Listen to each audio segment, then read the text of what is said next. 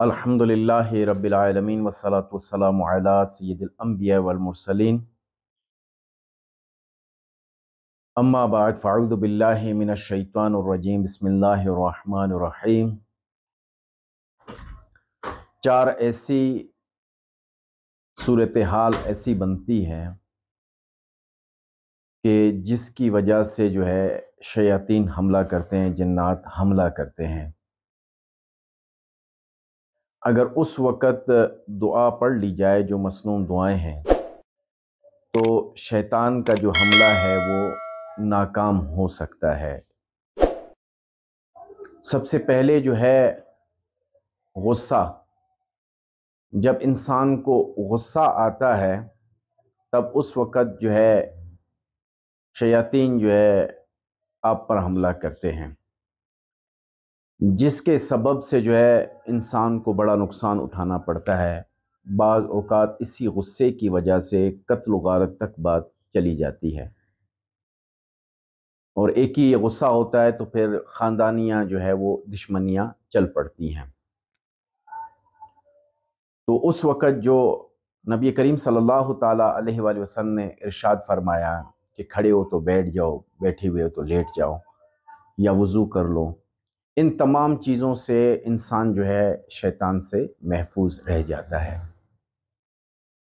دوسری صورت جو ہوتی ہے وہ ہوتی ہے کہ جب انسان اپنی زوجہ کے ساتھ ملتا ہے، اس وقت بھی دعا پڑھ لی جائے تو اس وقت یہ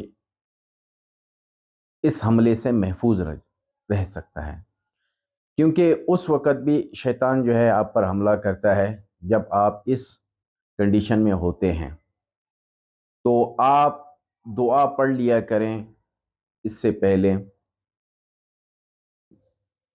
زوجہ سے ملنے سے پہلے آپ دعا پڑھ لیا کریں۔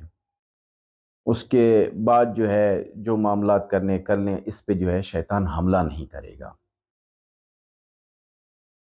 تیسری جو صورت ہے وہ ہے خوف کی صورت۔ جب انسان خوف میں مبتلا ہوتا ہے تب یہ شیطان اس شخص کو بھی بآسانی اس پر حملہ کر لیتا ہے، کیونکہ بعض اوقات آپ دیکھیں کہ جو شخص فوت ہو جاتا ہے تو اس کے بعد لوگ ایسے ایسے کلمات ادا کرتے ہیں، اتنا واویلا کرتے ہیں، اور ایسے ایسے جملے اور ناشکری کے اور رب تعالیٰ پہ معاذ اللہ اعتراض اور یہ تمام چیزیں جو کر رہے ہوتے ہیں، تو یہ شیطان کا حملہ ہوتا ہے ان پر۔ اس وقت اگر وہ صبر کرتے ہیں، رب تعالیٰ ان کو اجر عطا فرمائے گا۔ اس صورتحال میں جو ایسے کلمات ادا کرتے ہیں نا، تو اس پہ وہ شیطان خوش ہوتا ہے اور اس کا حملہ کامیاب ہو جاتا ہے۔ چوتھی جو صورت ہے وہ ہے بیت الخلاء جانے کی۔ بیت الخلاء میں بھی یہ رہائش پذیر ہوتے ہیں، اور جب آپ وہاں چلے جاتے ہیں تو وہاں بھی یہ بآسانی حملہ کر سکتے ہیں۔ تو اسی لیے نبی کریم صلی اللہ تعالیٰ علیہ وآلہ وسلم نے جو دعا ارشاد فرمائی ہے، اللہم انی اعوذ بک من الخبث والخبائث،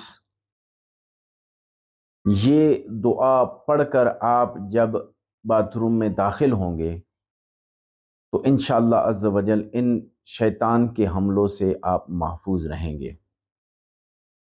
یہ یاد رکھیں کہ جو شیاطین ہیں وہ کھلے دشمن ہیں، جگہ جگہ پہ قرآن پاک میں ارشاد فرمایا گیا۔ تو یہ بعض اوقات انسان کو مایوس کر کے مایوسی پھیلا کے پھر یہ کہہ دیتے ہیں کہ بھائی اس طرح کر لو، اس طرح کر لو، پھر وہ شیطان کے بہکاوے میں آ کر وہ یہ کام کرتے ہیں۔ رب تعالیٰ سے دعا ہے کہ رب تعالیٰ میں صحیح معنی میں نماز پڑھنے اور صحیح معنی میں وظائف پڑھنے کی توفیق عطا فرمائے۔ وما علینا الا البلاغ۔